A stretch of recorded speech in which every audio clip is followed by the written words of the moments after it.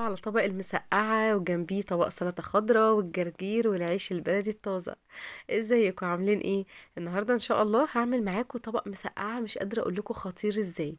الزيت بتاعه قليل جدا جدا جدا، اي حد بيعشق المسقعة هياكل رغيف واتنين وتلاتة وعشرة مش هيتعب نهائيا. ناس كتير بتعشق المسقعة، بس الزيت اللي في المسقعة كتير، دايما كنا بنلاقي على المسقعة طبقة من الزيت. النهارده بقى هعمل معاكم المسقعه بطريقه حلوه جدا، وكمان مش هتلاقوا فيها زيت كتير خالص، وهتعجبكم ان شاء الله وهتعتمدوا الطريقه على طول. يلا بينا اقول لكم هنعمل ايه. اول حاجه انا هنا عندي محضره اتنين من البتنجان. كميه البتنجان اللي استخدمتها في الوصفه دي كانت كيلو الا ربع من البتنجان. همسك البتنجان بتاعي، هقشر جزء من الطبقه الخارجيه بتاعته زي ما انتم شايفين. وبعد كده بقى البتنجان بتاعي قطعته بالطول نصين وبعد كده بالعرض. كده البتنجان عندي بقى جاهز مكعبات. انا ليه قطعته مكعبات؟ مكعبات ما بيشربش زيت، وكمان لما احط له معلقه الملح هتدخل فيه وهتخليه ما يشربش زيت وهتستوي، يعني هيستوي اسرع في كميه الزيت القليله اللي احنا حطيناها.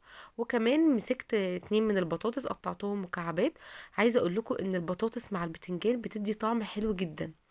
دلوقتي بقى بعد ما حطيتهم في البوله، نزلت على البتنجان بتاعي بمعلقة صغيرة من الملح مليانة، وعلى البطاطس بنص معلقة صغيرة من الملح. وهقلب الملح في البتنجان والبطاطس كويس، وهركنهم بس 10 دقايق.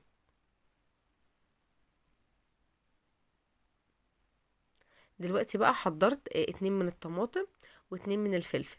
المفاجأة هنا بقى ان احنا مش هنقلي الفلفل بتاعنا. الفلفل اصلا هو سبب الزيت كله، لانه بيشرب زيت كتير جدا. لا، احنا هنا هنعمله بطريقه تخلي المسقعه بتاعتك الفلفل ظاهر فيها وطعمها حلو جدا، وفي نفس الوقت مش شاربه زيت.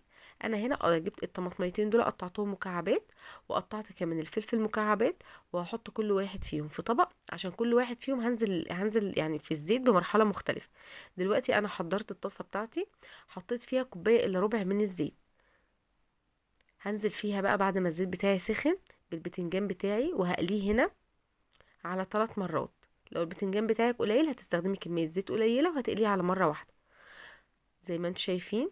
بصوا ان البتنجان دهبي وجميل، وكمان المكعبات دي مخليه شكله حلو قوي. في طاسه بقى سخنه على النار، الزيت اللي اتبقى من قلي البتنجان نزلت ب6 فصوص من الثوم مفرومين على نار عاليه. هشوح في الثوم بتاعي لحد ما ريحه الثوم بتاعك تطلع.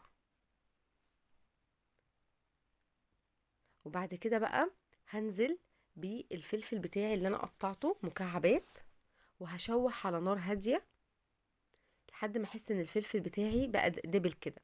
نزلت بقى بنص معلقه صغيره من الملح، ربع معلقه صغيره من الكزبره، وكمان ربع معلقه صغيره من السبع بهارات، ونص معلقه صغيره من الكمون، وربع معلقه صغيره من الفلفل الاسود. طبعا انتوا عارفين ان المسقعه يعني كمون. هقلب بقى على نار هاديه كل ده،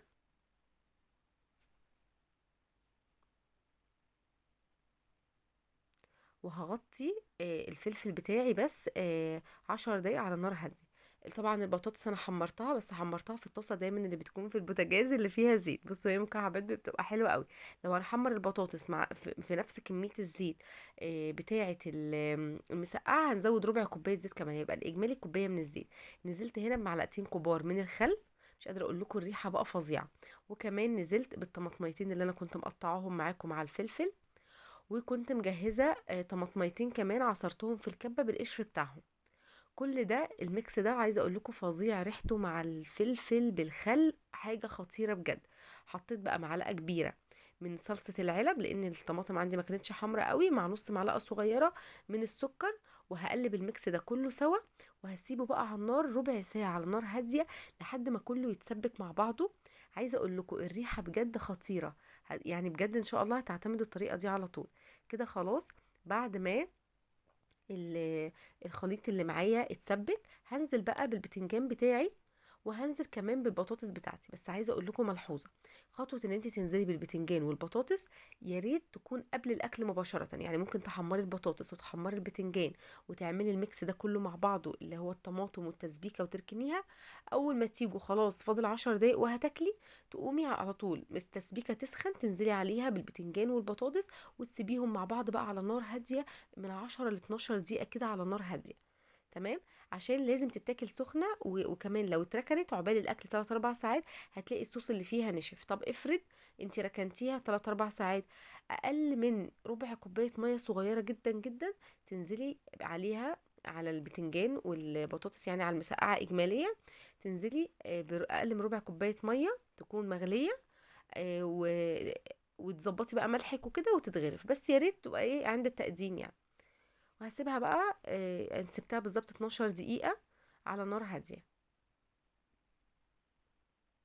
بصوا بقى شكلها، بصوا شكلها لما البتنجان اندمج مع البطاطس حاجة كده خرافة. نزلت بقى بربع معلقة صغيرة من الكمون وقفلت على طول، لان طبعا المسقعة اساسها الكمون، فالكمون فيها بيديها نكهة وطعم بجد خرافة. وخلاص خلصنا المسقعة وغرفتها، مش قادرة اقول لكم طعمها حلو قد ايه. جنبها شوية سلطة خضراء، جنبها بقى الجرجير، طبعا لازم الجرجير ده.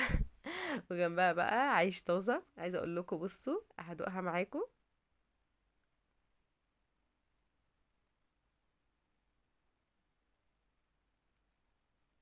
طعمها بجد كان خطير.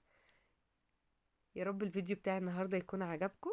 ولو اول مرة تشوفوني، انا اسمي عزة ودي قناتي، ما تنسوش بقى تعملوا لي لايك وشير وسبسكرايب. وان شاء الله استنوا مني فيديوهات كتير جدا سهلة وبسيطة، هعلمكم كل الاكل بطريقة جميلة جدا. مع السلامة.